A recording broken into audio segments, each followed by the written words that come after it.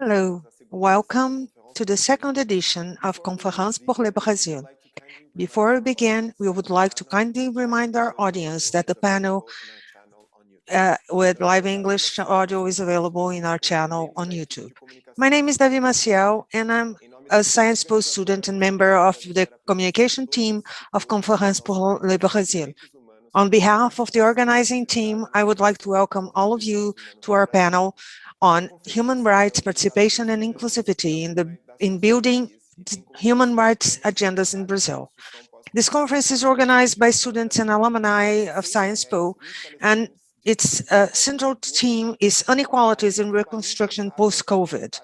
We'll have 6 panels, 20 speakers throughout 2 weeks. In addition to the relentless volunteer work of our team, we thank our partners. VA Estudiante Science Po, Political Observatory for Latin America and the Caribbean of Science Po, Tosini Freire Advogados, Educalibras, TradoPoint, and Headline for allowing us to create an online free event with simultaneous interpretation into Brazilian Sign Language, English, and in Portuguese. Before we start today's panel, I would like to take the opportunity to invite all of you to participate in our next meeting tomorrow, June 20 at 11 a.m. Brasilia time, where we'll debate health. We'll have the participation of Alexandre Padilha, doctor, professor, and currently a federal representative for São Paulo, Luisa Helena Trajano, president of the Council for Magazine Luiza and president of Grupo Mulheres do Brasil, Esther Sabino, immunologist, researcher, and university professor at USP, Flávia Ferrari, member of COVID-BR movement for vaccine. Now I want to present Arthur Murta, who will present our panel and introduce all our guests. Thank you, Davi. It's a pleasure to have all of you in Conférence, and I'll start thanking not only for the invitation. I'm a professor at PUC São Paulo, and I'm very honored to find out that many of our former students are today here organizing this event. So I would really want to mention that. And also as a proud professor, I want to mention that I'm very happy to see all these girls organizing this event today at CESPO. Today we're debating a very important agenda, not only for all of us who are here in this panel, but all those who are watching us, because today in Brazil, we are watching a scenario of setback in human rights. We are going to debate all these reasons and exclusion in human rights here in Brazil.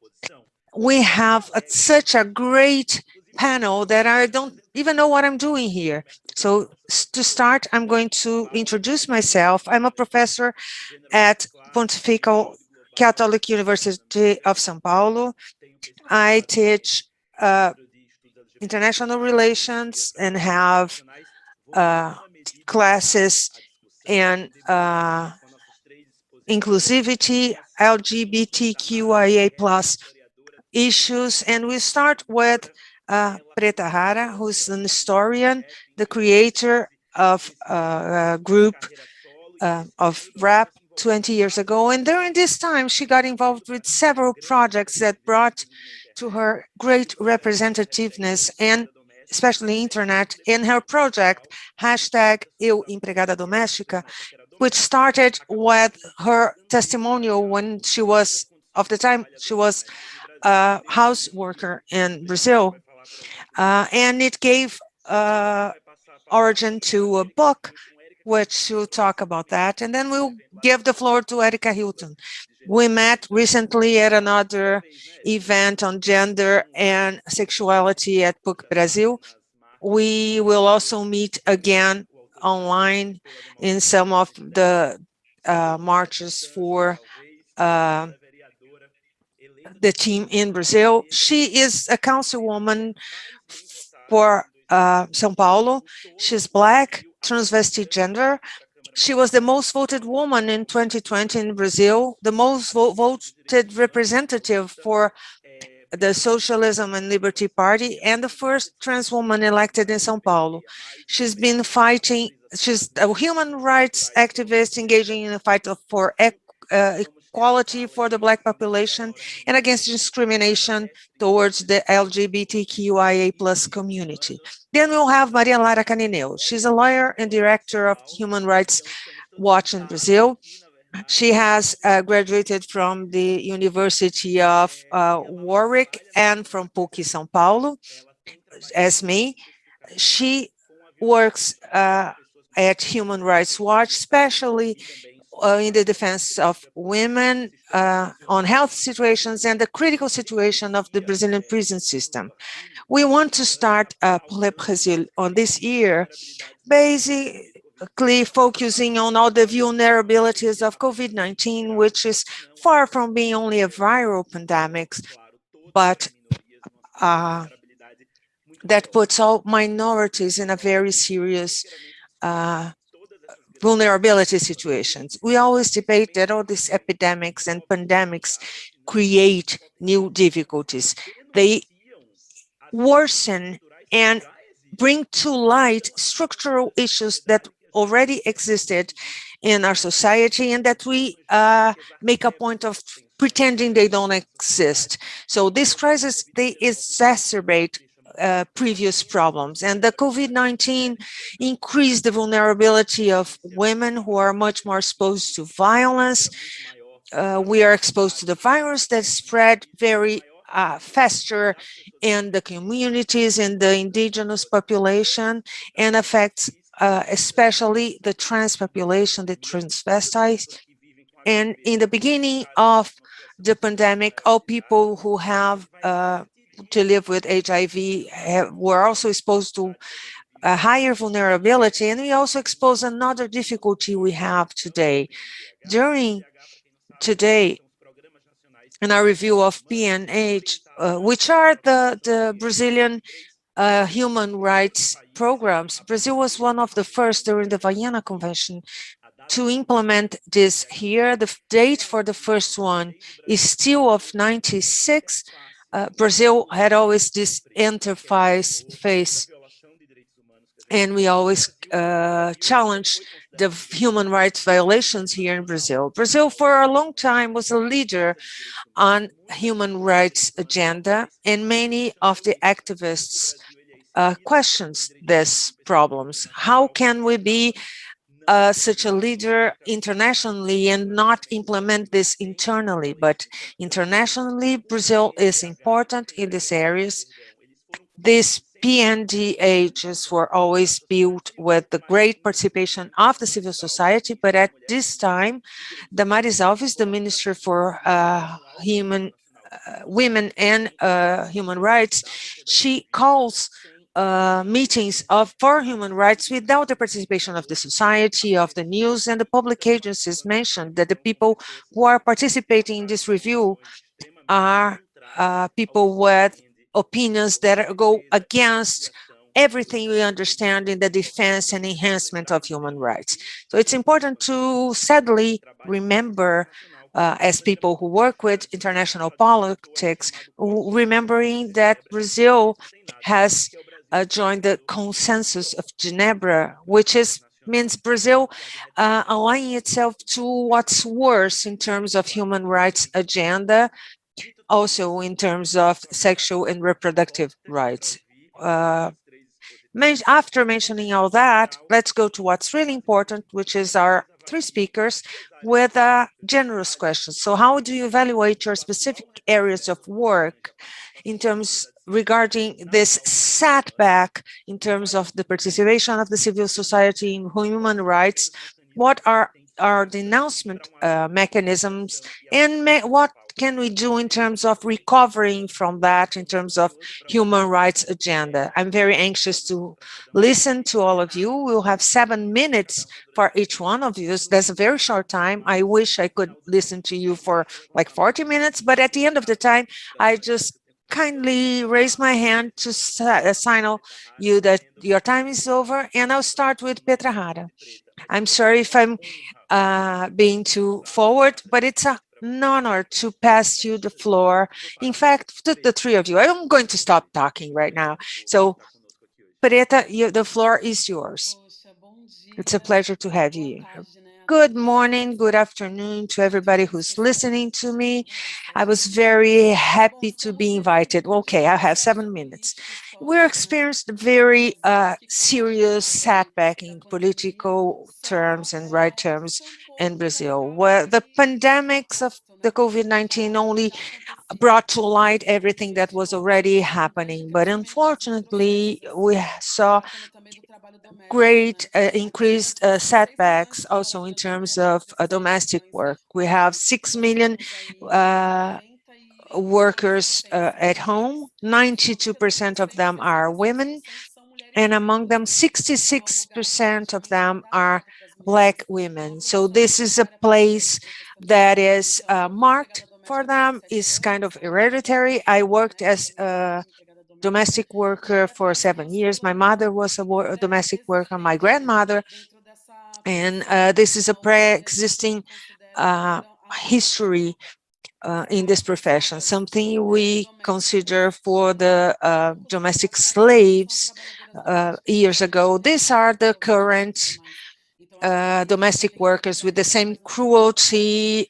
We sem have a essas time to despesas go in. We domésticas can don't have externas, a time e to go ainda out. há um Sometimes you can't even prejuízo use the gigantesco restroom in the house you're continuando, né, working, and it a continues to desigualdade be dentro a dessa classe gigantic trabalhadora. informality Então, in aqui no this Brasil são apenas area. 26,7% que têm carteira Brazil, assinada, né, only de certa forma garantindo os direitos que 26.7% são postos para have eles. their E por work muito tempo o Estado properly brasileiro registered. também And in Brazil, colocava como invisível, né? we were put as Leis invisible trabalhistas people. específicas para o trabalho doméstico Labor law that permanecem are vigentes specific para os for trabalhos the domestic domésticos, work are graças dated from ao 2015 movimento das only, mulheres so they negras, are very das recent. mulheres que So the vieram bem fight antes de of mim, Black né? women Uma and das women that came Batistas, before como me, Luísa Batista, que é like a Cleusa atual presidente Batista, da and Federação Luisa Nacional das Batista, she Trabalhadoras is the Domésticas, a president própria of Preta the participa, né? É a Federal nossa atual deputada Bureau federal, of Work, que é uma luta domestic workers. intensa They had a para very intense garantir os fight and direitos das relentless trabalhadoras fight domésticas, que nesse to momento, ensure the rights que for nesse these momento de workers. processo And político, during the os direitos, pandemic, os poucos direitos que tínhamos pandemics, the assegurados few simplesmente rights that were foram tiradas, né? Uma ensured to us, we civilização are foi now deixada de just escurecer. losing O them. atual presidente do Brasil, The ele foi, quando era parlamentar, the current ele, president, ele when he votava na Câmara was working at the House of Legislativa e o único que votou Representatives, contra he was the aos only direitos person dos who voted trabalhadores domésticos. against E the eu sempre rights faço um of convite para as pessoas domestic baixarem workers. na So internet para conhecer a PEC das I want you mulheres, ler to e falar see e the representar law no that is Brasil related que to alguém our foi work. contra You os need to direitos da understand classe this and trabalhadora, learn sabe? A about this. PEC And é how algo can someone perfeito, go porém não against existe uma this law that fiscalização was created to necessária back us por up? se It tratar is just so do important trabalho that doméstico everyone para knows muitas about it. outras pessoas.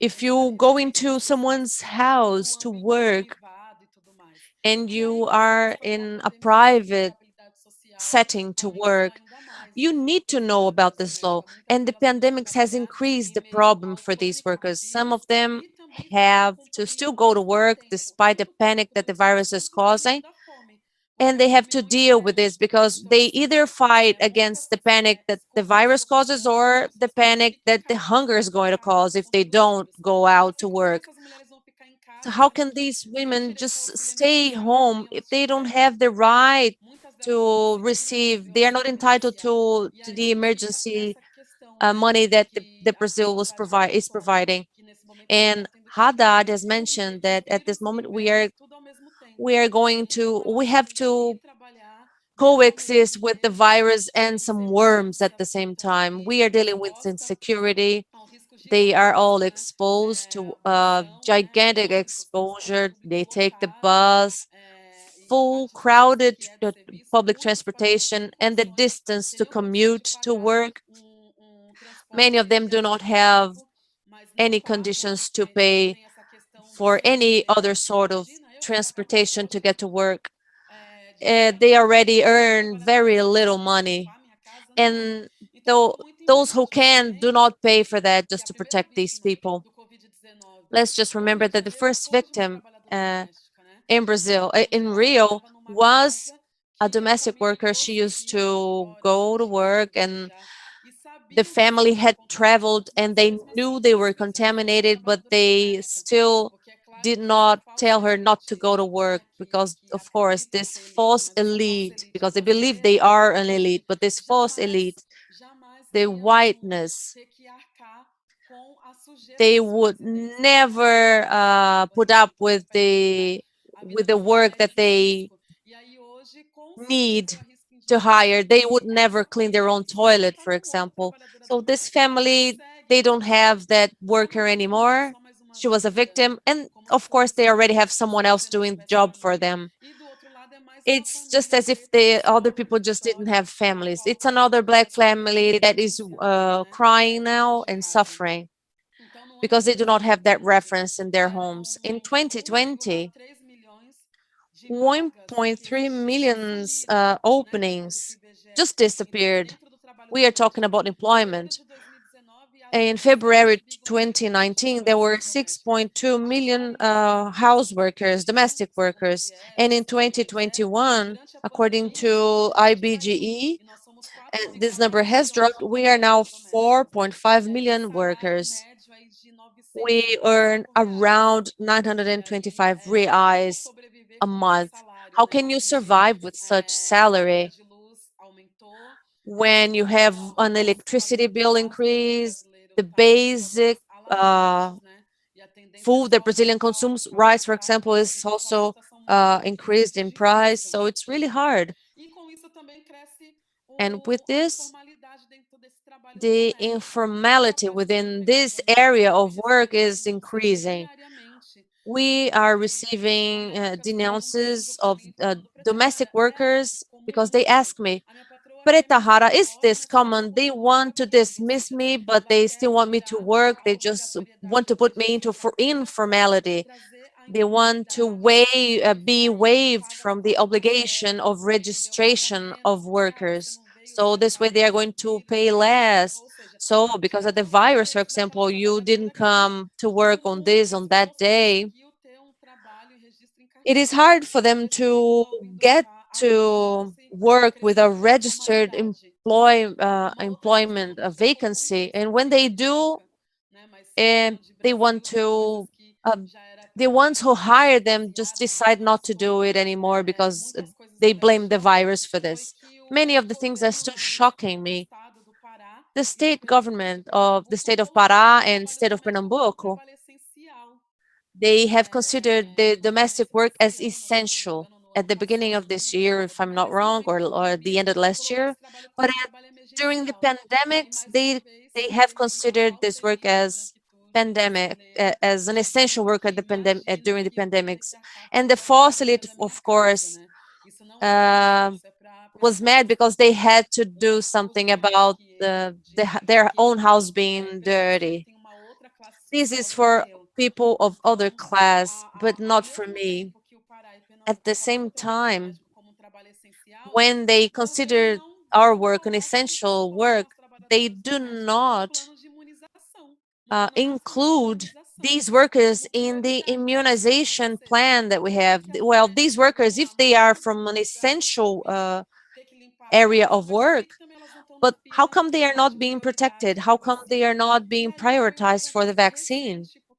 So very recently, and it may sound like a small advantage that we received, but we had an additional law that has been approved and proposed by Benedita da Silva. This has finally happened. We are fighting for the obvious things in this country. And with this law, this obvious law, Benedita da Silva articulating very well with the feminist and a racist front and the World March of Women, they have finally managed to get this approved, and they have added the domestic workers as priority for vaccination. And this is a great advancement after such setback that we've been seeing. So the point now is, how are these women going to be able to prove that they are domestic workers if they are not registered? I want to talk to Benedita and with Closer about it. I have just mentioned it to you. Only 26.7% of the workers have their work properly registered. If you have a comorbidity or if you are underage, you have to prove, you need to present a document to receive this vaccination. So, of course, we are happy with the law, but we are still disturbed because the domestic worker has to prove that she is a domestic worker. But how can she do that if she's not properly registered for her job? The increase in informality in Brazil is something is worrisome. I see your hand is going up because I only have 1 minute, so I'm going to be very fast. One thing is the increase during the pandemics, the denounces of work that are slave related. We have some cases in Brazil, 13 cases that actually showed up, that appeared. Of course, we know that there are many more. And I am following one case up close in Salvador.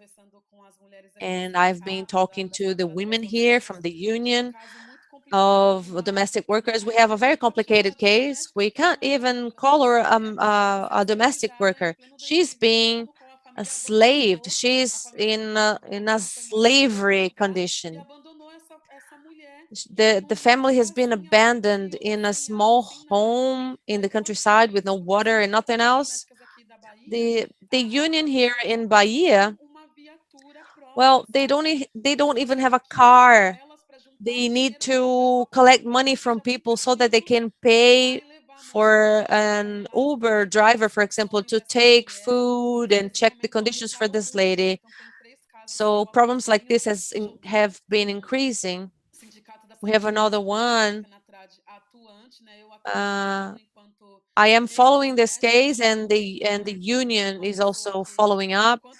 I am a former domestic worker, and for as long as I live, I'm going to give these people visibility and give them from my very small place where I can act from. I am going to help them.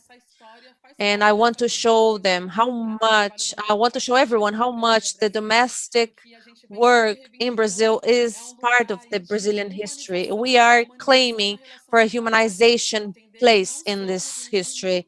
We need to understand when we need to tell people we don't want to be treated as a person of the family. We didn't come out of a shell from an egg. We have our own families. We don't want to be treated as families. We want our rights. We need the rights to be ensured, and we need humanized relationships of work. Wow. As for now, this is incredible. I am speechless after everything you've said. I want to make just two comments before I ask Erika Hilton to speak.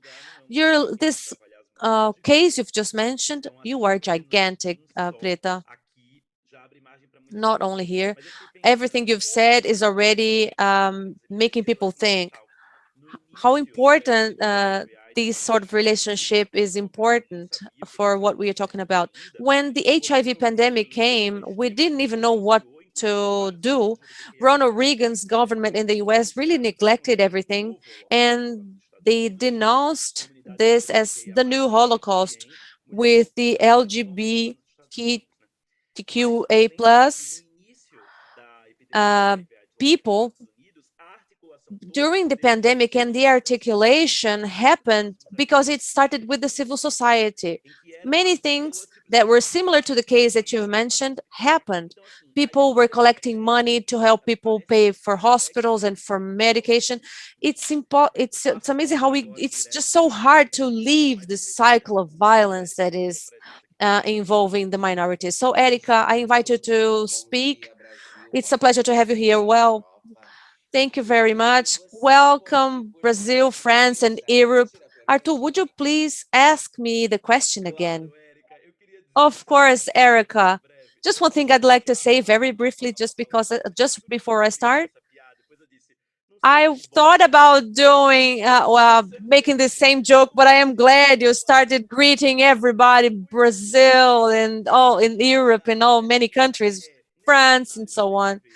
In this scenario we are living, it's such a great, incredible setback in civil society in the formulation of the P and the H. How do you see the possibilities of resisting to such violations and of overcoming them? As a subject, as an actor, or as an observer, how do you see the possibility of overcoming all that? Perfect, Arthur. Thank you for repeating it. It's a pleasure for me to be sharing this panel with Preta Rara and Maria Laura. And no doubt, we are going through all this that Preta Rara described.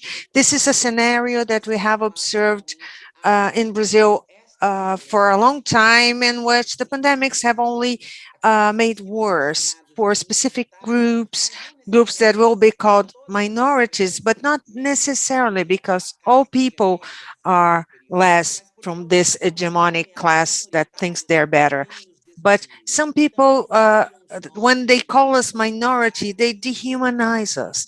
They take away from us the right to be human and to create policies based on human rights. Human rights are for those who can be considered human, and especially for those who are considered less, especially those who are transvestite, trans women, all that of us who are hurt and harmed and harassed others. Brazil continues being the echo of killings and the hurts of transvestite gender bodies, that as I like to call, bringing all these identities into a single word. The Bolsonaro government and all his ministers brought everything that we had worse in our society and brought all that to the human rights agenda. We're not only the country that kills more transvestite people, but also the country that kills more fighters for advocates for human rights. My fellows here are here and have been uh, harassed because they defend human rights. They try to bring to light all these populations that are hidden and erased from the city. So they are bringing all this to life so we can be heard, so they be considered in the political scenario. They have fought to have more of us in the institutional politics. So then we're starting I bring propositions for coming out of this terrible scenario we are living in a historical manner. The reality in Brazil is being built from pacts done in the colonial times. The narcissist pacts for the elites, economical and social elites, that keep maintaining uh, their pact so that those who are not part of this class continue in the margins serving this group. So, and we act not only as a reaction. I am here as a councilwoman for São Paulo, but also as the president for the Human Rights Commission in the City Council, which is the largest one in Latin America. And thinking about the institutions, these have been important mechanisms from Black movements, from LGBTQAI plus movements, can bring voice in to the institutions. In the Human Rights Commissions for the City Council, we have developed several work fronts in several sectors. We're building these fronts. When we look at the human rights agenda and the needs of the Brazilian people, we see a terrible deficit of rights and access to politics, education, to the society. We have several work fronts we need to work in, but we need to get organized and take these places. And when I say take these places, I'm saying as a fighter, as an activist that went to the streets when I was 14 to fight for my rights and fight against this anonymity, but also as the most voted woman in the year when Bolsonaro was elected. So this is very important for our organization. That means how much we are not asleep and passive in the scenario we are experiencing in Brazil. We are standing, we are fighting, we are organized, and we are saying we can find a different way out for the Brazilian society. And this way out comes from the hands of those who are at the bottom, for those who are not allowed to sit on the table of power and enjoy the privileges, and who said we need to get organized so we can be heard, so we can be part of the spaces directing and showing the life we need and we have the right to have. So we are, when we're debating human rights in each of the segment that is part of our life and our body, we're talking about being recognized for our humanity. When we are recognized as humans and legitimize the violence that happened against us, the violation of our human rights will shock the society. As long as we're not seen as human beings, as long as we are not recognized as full and legitimate humans, nothing in the scenario we are experiencing, nothing in what we are feeling will be taken into account. We see how much the domestic workers suffer, while as Preta Rara was saying, when we look at the reality of trans women, the reality is terrible, and we ask ourselves how many voices, in addition to those who have felt it in themselves, uh, will be affected by this reality. This is a fight we need the whole society to commit to. We cannot allow the fight of the indigenous people and of the women, people with special needs and disabilities, and all these people.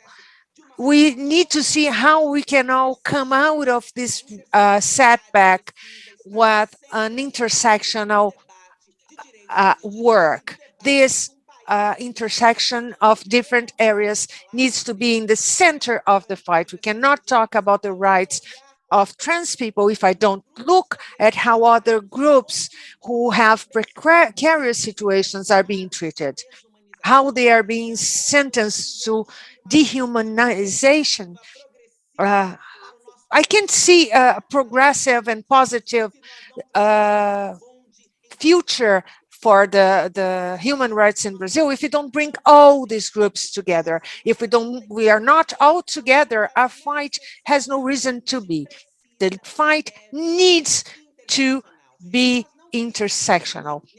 We can't, and these intersections doesn't mean in no way erasing specificities or of each areas or the history of any specific group, but we have a political and social need and to we have a wish, we have a common need.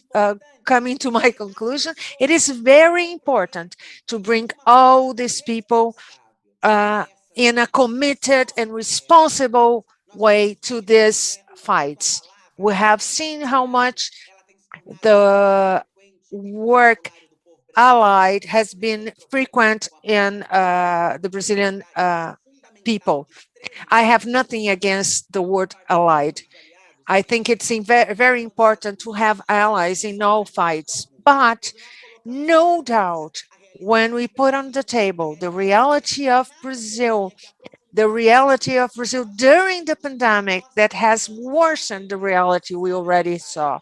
We need to understand and bring out the message that we need answers. We need a positive way to fight these violences, and the fight cannot be limited to those who have been suffered, because these were not the people who created the mechanism for violence, the mechanisms that explore us and that put us in terrible situations were created by those who are not hurt by these situations. They were created for those who we call oppressors, for those who are on the other side, oppressing us or not, but being part of the process of oppression. They have to be committed to this fight also, this fight for human rights and for the Brazil we want to build, and that needs to be more and more possible. Oh my goodness, that's it.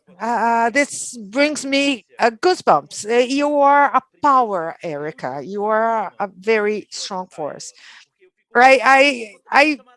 It pains me to have to raise my hand and tell you your time is ending and break your beautiful speech. So I'm asking you to forgive me for having this terrible role, and forgive me, Madame Laura, in advance because I might have to interrupt you. Something that Erika says that is fantastic is that many people say that human rights is a block that cannot be criticized. Human rights were created for rights for, as says Occidental high level people. The criticism that needs is not the one we have today. The criticism we have today is one that tries to bring down all this fight. So to go on, I'll pass the floor to Maria Laura, the director of Human Rights Watch for Brazil. And it's a pleasure for me to have you here in this São Paulo morning and Parisian afternoon. So Maria Laura, please, the floor is yours. I'm honored and challenged to say anything after this such powerful speeches from my colleagues, mentioning in your experiences, guide us in a very challenging way, and also with the generous way you talked to us. And to make my speech more inclusive, I want to introduce myself for those who can see me.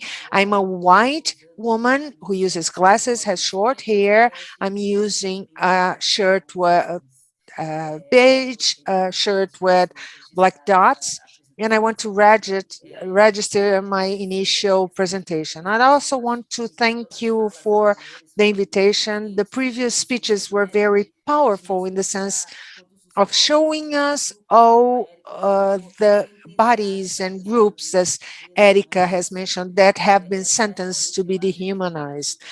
This, we can say that is the reality that COVID-19 brought us.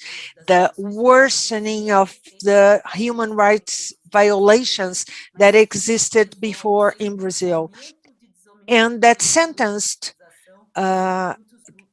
these many groups in Brazil to be dehumanized. And I think the time it will take us to minimally compose and go back to not even come back. Historically, many people didn't have access. It will take a long, long time, a great cooperation from all of us to change this reality. So this debate is very important to bring us all closer and be able to think of a future, because the future is there. And for those of us who work with human rights, we work with the perspective of hope for improvement. Otherwise, we wouldn't be here. So this is a central issue. It's an exercise of tolerance, of patience, but of strength and work, hard work. I wish I could have a more optimist speech, but unfortunately, what we have seen in Brazil, as a person who's been working with human rights for many, many years, in the third year of President Bolsonaro government, his agenda is still terrible. It's adds, brings together everything that is against rights in all aspects that are important for survival for the Brazilians. We have an agenda for human rights that is very damaging, that will leave terrible results in for the rights of the indigenous people, of the people who live in the damaged areas for the environment. All these people are being very hurt. The environmental policies in Brazil have been dismantled. It's we for many years we were a reference in protecting areas and protecting our population, always with perspective of improving, with problems of course, but trying to improve. But today we have a dismantling of many advances we made in education and inclusive education, something we work a lot, low implementation of the budget in education. It's what's happening in Brazil. It's terrible. We had a small budget for that 48 billion to be spent in education last year in a moment and in a moment of emergency where you have to actively look for kids that have been marginalized and who are evading school. We don't even use the budget that have been allocated for that. So that stimulates child work, food insecurity, which is very serious. We have hunger again in Brazil, and that is very concerning. In the last 3 years, we have watching with great concern the dismantling of the human rights protection system in Brazil. In the beginning, we saw this movement of trying to review the programs and the national policy for human rights. In any administration, with authority to make a review in the public policies, those who have the authority could make a review to improve this. But what we see is some sort of alienation of the civil society, because for many years, a very strong program was built and we were working towards what we wanted. We had a very solid construction of a lot of years, and we started creating what we wanted. But when the government alienates the civil society from the debate, you don't trust the outcome, the final product of this construction. We are expecting something different, another result, and it's difficult because the profile of those who are creating this is fighting for the alienation of the groups that should be part of it, groups that were that we needed them to build everything together. In this government, one of the main actions at the beginning was to destitute committees that included the civil society and their participation. What kind of public policy can we expect from those who alienate and eliminate and do not consider, they just disregard what should be regarded in this sense? More than 50 committees were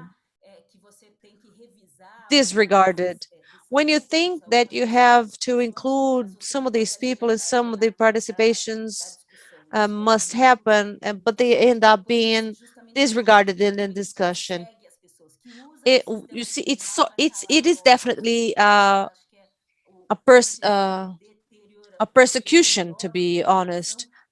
They are going after those who need protection, and in Brazil, I think we cannot lose them from sight.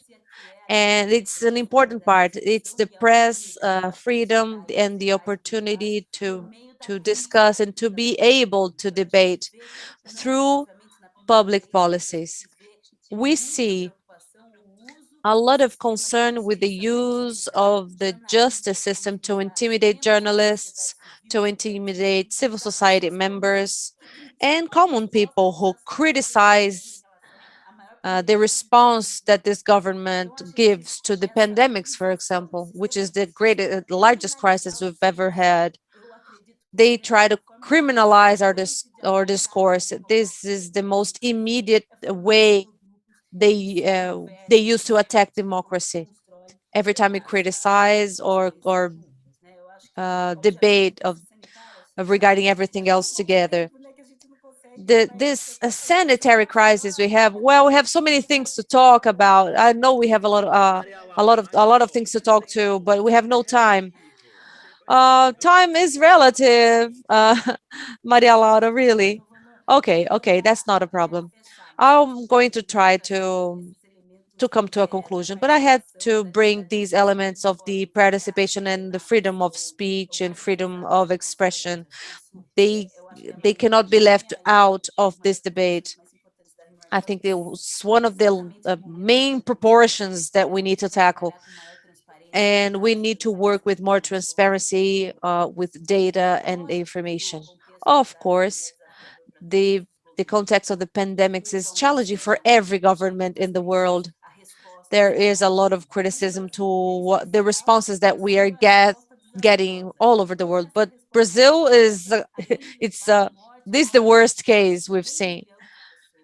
We are talking about more than 500,000 people and that have died, and more than million, half a million people who had their lives ended. But we need to think of minimizing the effects of the pandemic, and this has increased the crisis in many aspects because Bolsonaro ignores all the recommendations. He invested strongly in treatments that are proven to not work. And so he has ordered a study to make the use of masks not mandatory.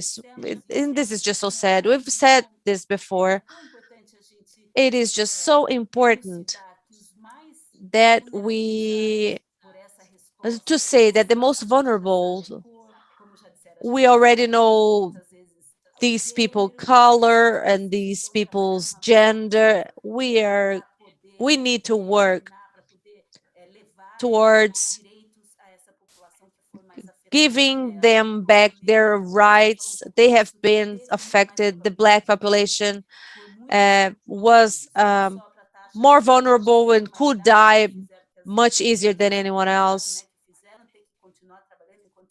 They had to continue working while we could stay at home safe and observing all of the recommendations. The rates of informality are very high, and this may have led, and of course it has led to harder consequences to many other people and to minority peoples, people who are sentenced to dehumanization. And the way Erika said, I'm going to use this word in further interactions because it was very strong and Erika used this word. In the area of education, we've launched a study of more than 5 million people were out and had no opportunity to study. Although they were enrolled, these were people that were already in vulnerable situations, and these are Black kids, Black students, indigenous students. And at a moment in which we are in the pandemics, of course, it's a thesis that people are at home, but the police kills more, the police is more violent to a certain category. Of course, category is not the word, but let me use this, the category of people. We know what the target is. And this public insecurity we are living in the Jacarezinho operation, 28 people were killed. It was a goofy operation from the police. Most of them were Black and young and from outer suburbs. So we cannot ignore such situation during the scenario we live in. I'm going to speak to you further on this if I have another opportunity. Well, I apologize for having to interrupt you. It was incredible. And I think you closed it really well because we are going to move towards the second part. And I am happy to know that we are going to have you again. And I'm going to say the least because I want to give you time to speak. Maria Laura, when you were, well, I love this kind of interaction because we learn a lot. You said you learned with Erika to talk about dehumanization. At the beginning, when one of the most general things you've said, in, and it's something I'm going to use further. I would like to thank you for your generosity and for being so nice with this. The empathy that you mentioned, because we have a lot of privileges and we forget to mention our own privileges. But I thank you very much for mentioning this during your speech. I have a lot of things to question, but I don't want to extrapolate the time that we have. Just something very general, and I have one question to each, and then I'm going to open up for a much more relaxed debate, if we can. At the beginning of Preta Rara's speech, um, brought took me to the beginning of the pandemic. We saw people saying that the virus was democratic and would hit anyone. We know what the target is, and it is different from that. Of course, we have a very large coverage of vaccination in Europe and in the United States, and the rest of the world is just lost. It is very complicated to consider democratization when the economic recovery is different and the recovery against some other violations is different. Think of England, for example. You had 11 or 13%, I'm not so sure, of 13% of teenage women did not have the money to buy menstrual products. In Brazil, we are very far from having a discussion to discuss menstruation poverty, for example. And in Brazil, it's very clear, and it's just erased from any discussion. The whole planet is vulnerable. Of course, more people are more vulnerable than others. So Preta Rara reminds us of this. And when she talks about the vaccination, how domestic workers have been considered essential, but they have not been included in the immunization plans. We think of the informality plan with Temer and potentialized by Paulo Guedes. This condition is pre-pandemic. And then when the pandemic happens, this becomes a murder project. It puts people to the margin, close to death. So I have a question to you. Of course, you can interact to this, but this is to you, Preta. Do you think that the the theme of health is going to have another connotation within the social movements?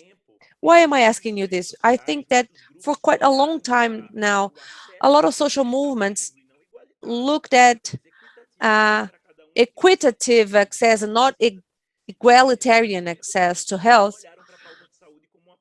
They have not looked at health as something central.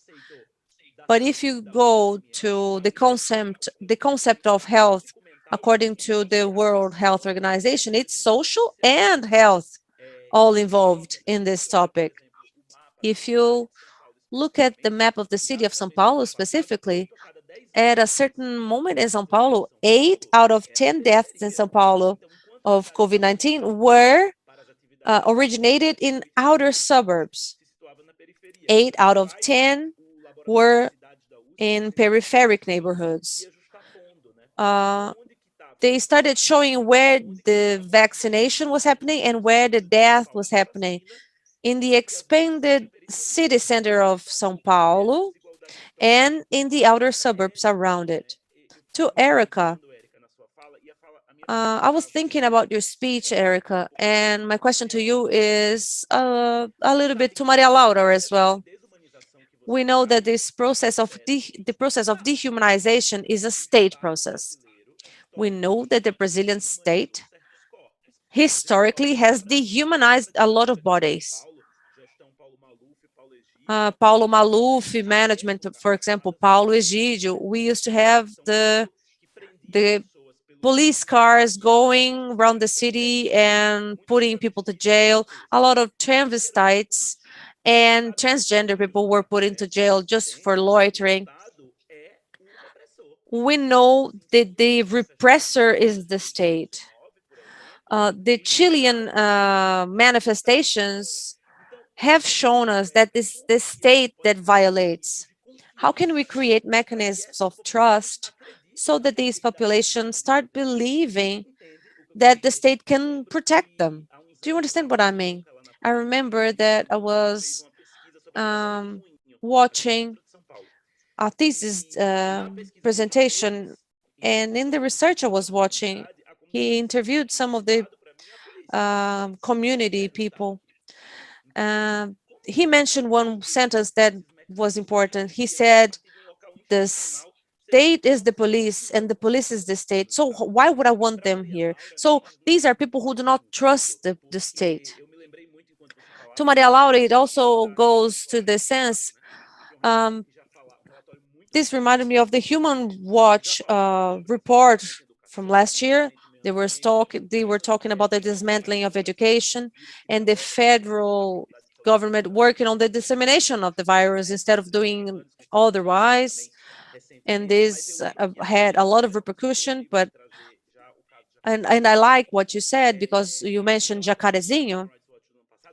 The last year's report was already highlighting the police violence. So my speech to you is in this sense.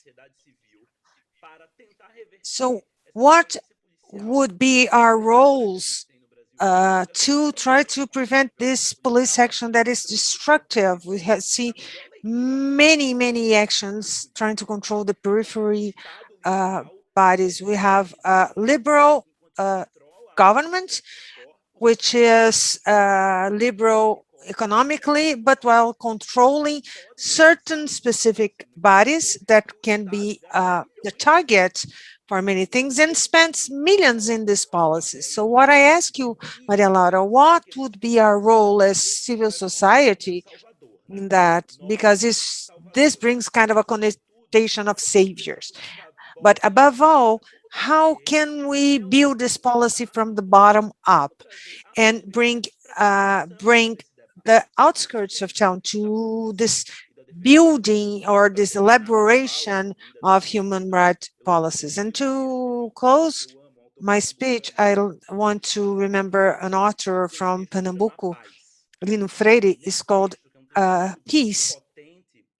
It's a very powerful, and he says, peace is white. Peace is the pacifists that march on the Sunday and explore the Black mother to fight for the rights. I don't want this pacifism that explores this. So how do we transform human rights into participation rights? I said I was going to speak just a little, but I spoke too much. We can follow the order with Preta, Erika, and Maria Laura, but I can leave it okay for dialogue. And when we have 1 minute to go, I'll raise my irritating hand. So, Preta, the floor is yours.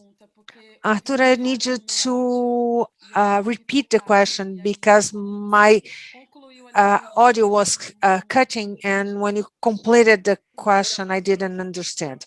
It was more for you to think, Preta, on how we can bring this debate about health, not only access to health services, but this concept of holistic health and bring this fight into the fights of all social movements, the fights of the domestic workers. We know our health system is extremely unequal, though SUS is our greatest vehicle for distributing social equality in Brazil. We know that the people who die because they don't have access to health systems are the Black people in the outskirts of town. So how can we bring this health agenda fighting for access and equality in health and equating that with all the other agendas in social movements concerning domestic workers, where you have a higher a degree of informality and lower access to basic health? So how can we think of all this interface between access to health and a greater vulnerability specifically for those people? SUS is a wonderful creation in theory, as it was built and everything. But in practice, this is not what we see in the outskirts of the large cities all over Brazil. So talking about domestic workers and the entire poor Black population and all, you have difficulty to have access to quality health. Many times you get to the central basic health university, which we call UBS, to schedule uh, uh, an appointment with a doctor because of something you're feeling at a time. You only manage to schedule uh, the appointment for 30 or 60 days in the future. So this is something that we really need to consider as emergency agenda, because when we talk about the domestic workers, we also have here claims of workers who are sick and they manage to get a certificate document from the doctor saying that they cannot work, and the employers tell her that she has to work another day to compensate for the day she didn't work, though she has a medical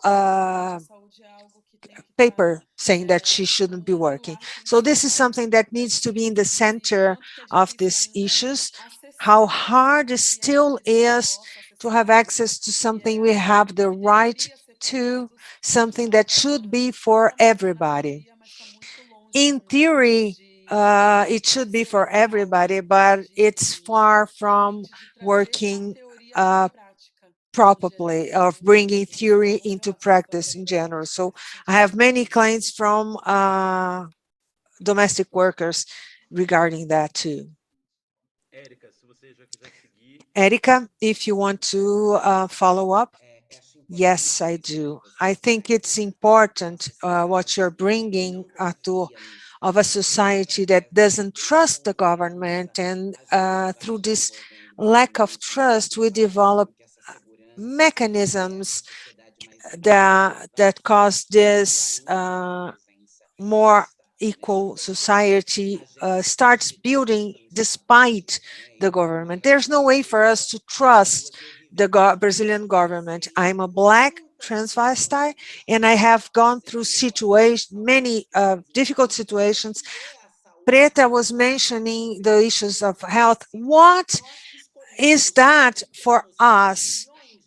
uh, for us Brazilian transvestite women who chose to do that? How does it work when we have to look for health?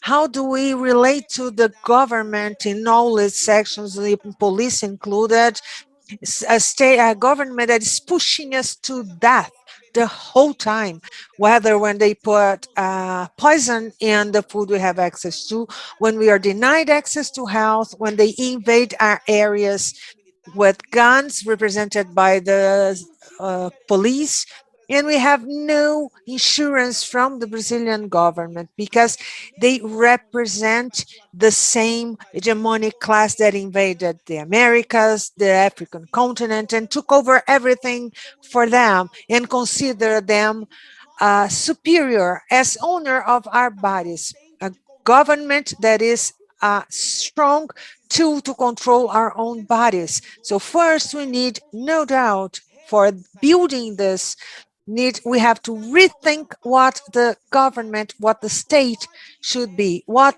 role the state should have in the life of individuals. Government shouldn't have all this permissions it has currently. In my opinion, this should not be its role. So we need to rebuild the role the state has in the society, but we also need to bring those who have always been oppressed subject to violence and killed by this government, we have to bring them into what the construction of what we see as the government and as the state. This is important to have confidence. This is important for us to see what we have. What we call uh, government, what we call state, would be one that should include more indigenous people, more women, more transvestite. That is a state that is in effect democratic. There is no democracy without the presence of these people. We cannot pretend what we have is a democracy, especially because when we came in to fight for our space in this democracy, we were received with violence, with attempts to take us out or to invade our space. What kind of trust can we have? So first, we have to bring this space, people who have been isolated from the state into the state and bring this democratization of the state. I won't even say re-democratization. I'm going to say democratization of the state. We have to rethink the role and how to bring the civil society closer to what that which we call the state. I don't know this is a proper answer. We don't have a recipe for your question. We have many biases, many perspectives, many loose ends to be tied together to be able to answer this answer. So I don't want my answer to seem like an absolute answer. You just go there, do what I said, and we will have what we wish and hope for. I don't intend to do that. I don't pretend to do that. But I think this may be one of the ways of the paths to build this trust, this confidence on a more democratic, more human, more participating government than the genocide one we have here. Thank you very much, Erika. That was great. Maria Laura, following a little bit on the line of Erika and Preta said, I think the solution you asked me about, how can the civil society act and work, especially in terms of public insecurity we have today, we need to talk about this need to bring these peripheral groups together into the government, not only as her participation, but also in mobilization.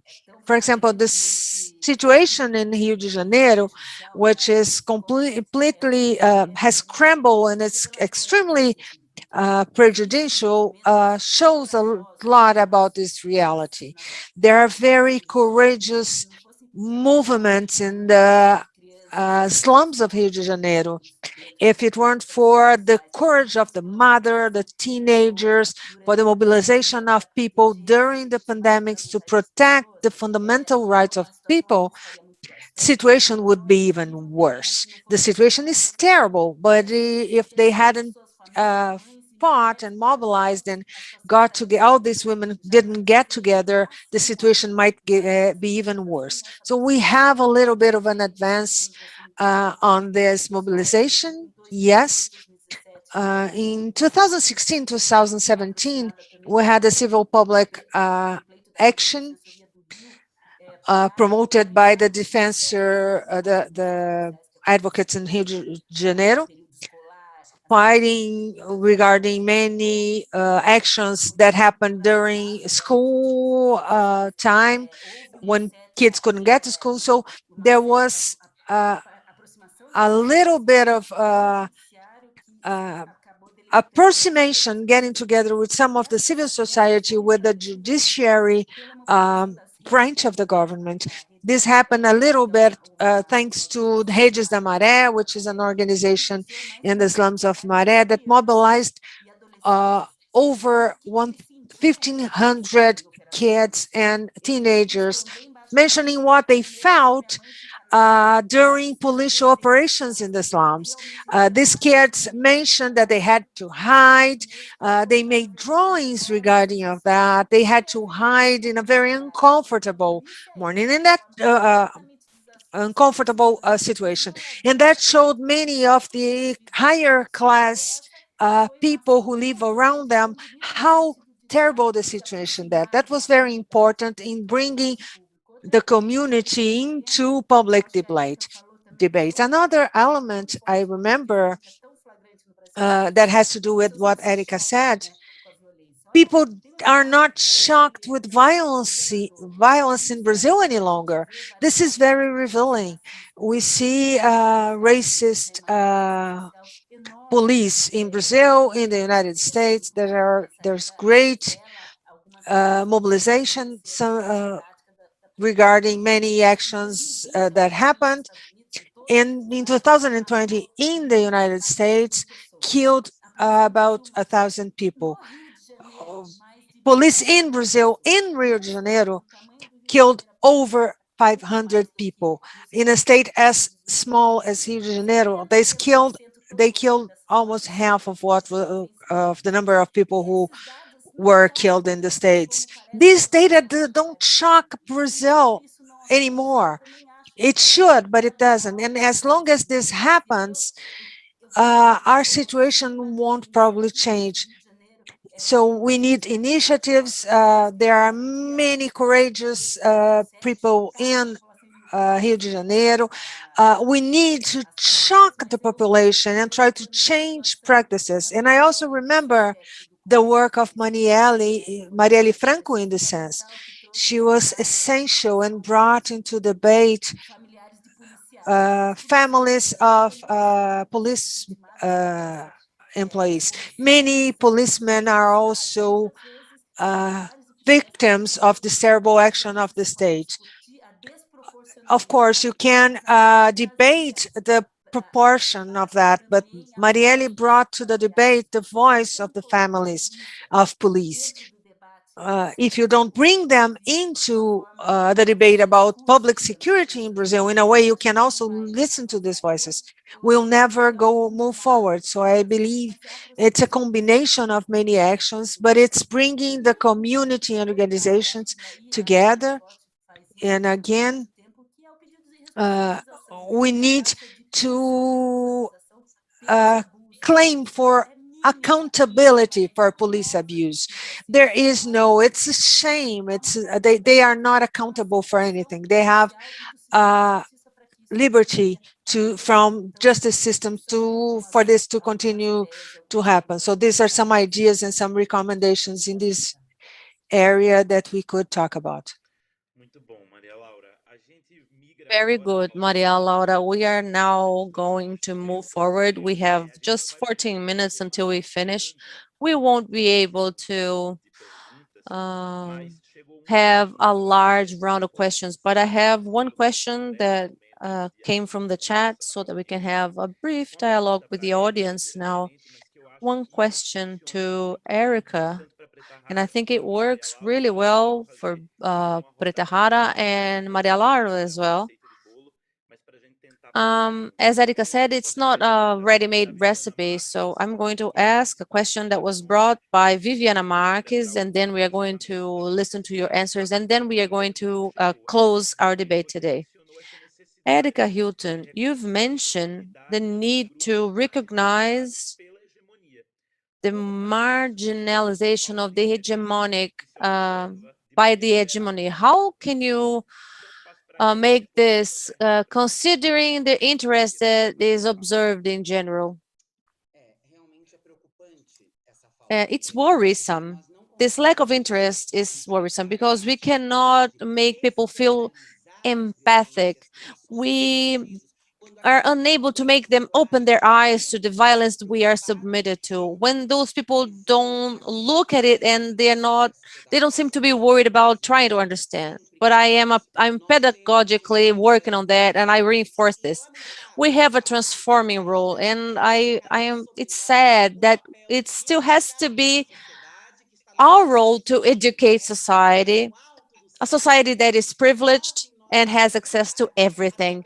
And ourselves precariously working on our pain and our anger and our suffering, we still have to elaborate an educational process to see if they can wake up and understand this process in society in which we are inserted. But without a doubt, this initiative is not going to be started by those on the other side. We are responsible for this deconstruction and the construction of the society that we want. The model of society we propose, we need to work for it. We need to say, hey, cutie, exactly where you are talking from. I have other people on the other side, just the opposite side of where you are. They are working on survival mechanisms that go against everything that you were saying.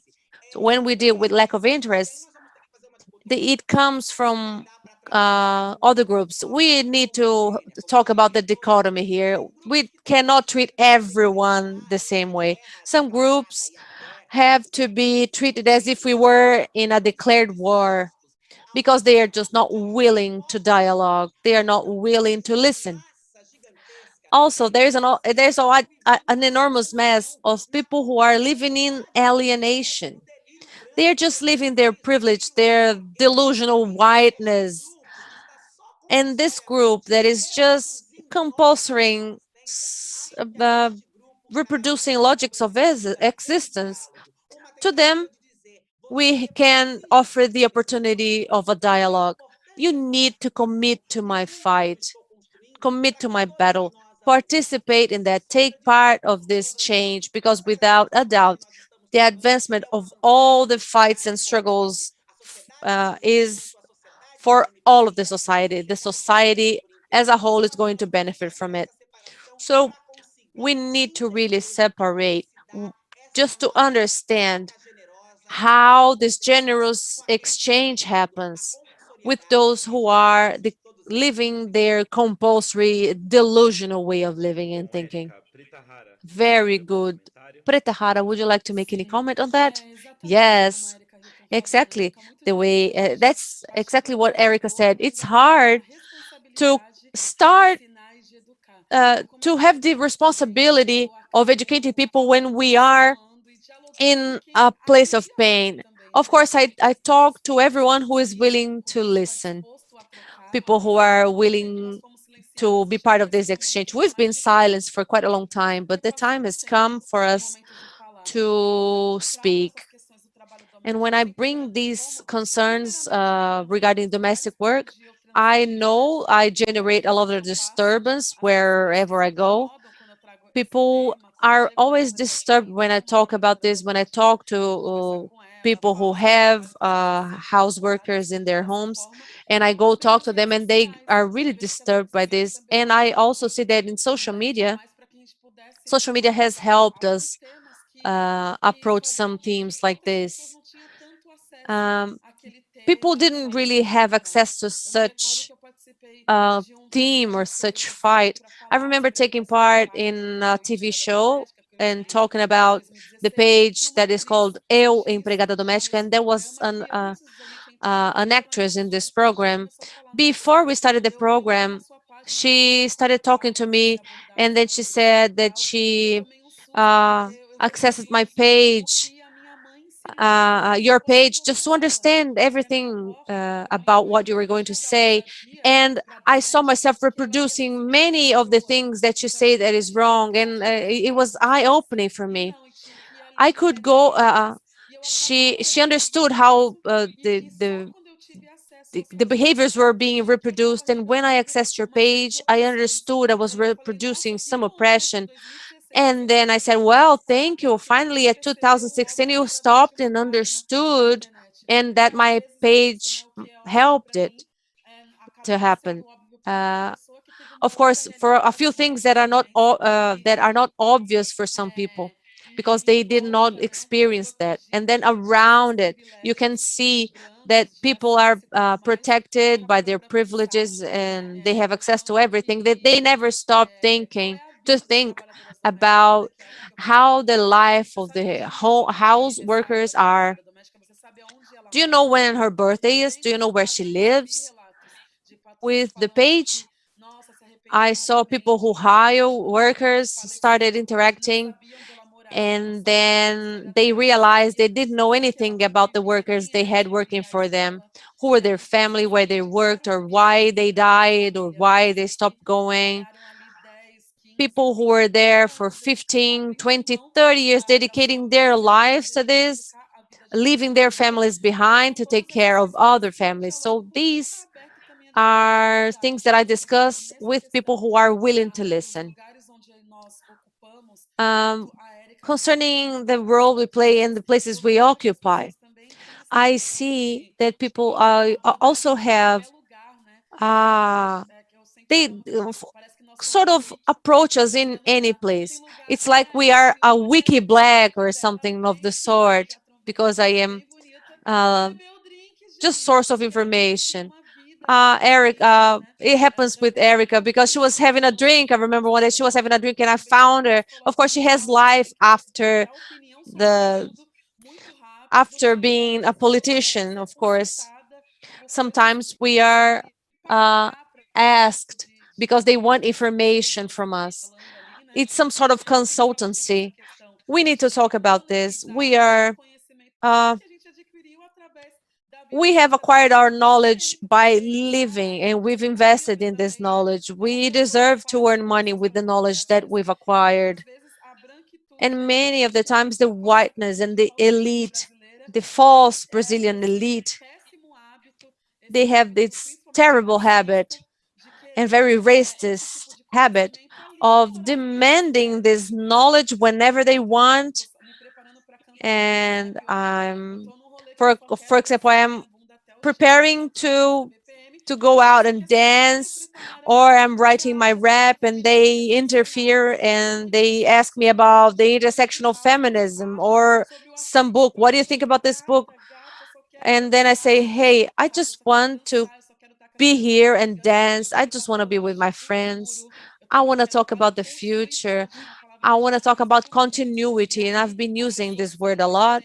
And then people are always trying to put the Black women into the role of saviors, those Black women who are going to stop and listen to you and start educating you because they are accessible and they have nothing else to do but talk about their fight, that they can be accessed for free, and they need to share their knowledge as if our bodies were public. And the Brazilian state also help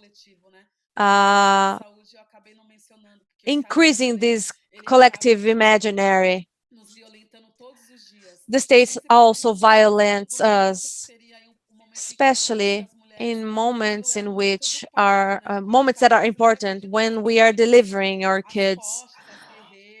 They think, or they just say, oh, she's such a fighter, she's so wrong, she stands everything, she can handle that without or with little anesthesia. So this is a stupid excuse, and they just say that we can bear pain. There are so many things that they do to us. They think that we have this task of talking about the pain that we've lived to educate people on that. One day I was out in the evening dancing, and then someone approached me, and then someone just said, Preta Rara, what is the solitude of a Black woman like, or a Black woman like? I mean, I was dancing, I was drinking. Hi, I was here with my friend, Bia Ferreira. She's here with me. She's just wonderful. When we are here in our office, I mean, in our living room, we can talk about this. It's recurrent. It's not that we don't have anyone. It's not a lack of relationship. It is about feeling lonely in many places. It's about fighting alone every day. And then I am being approached to talk about situations like this, or for being a Black woman, for being a trans woman, for example. And there are so many other things that need to be addressed, culture and health. And this is what people want from us for free, just because they think that you are the wiki Black. They can talk to you and consult you about anything and at any place, always for free most of the times.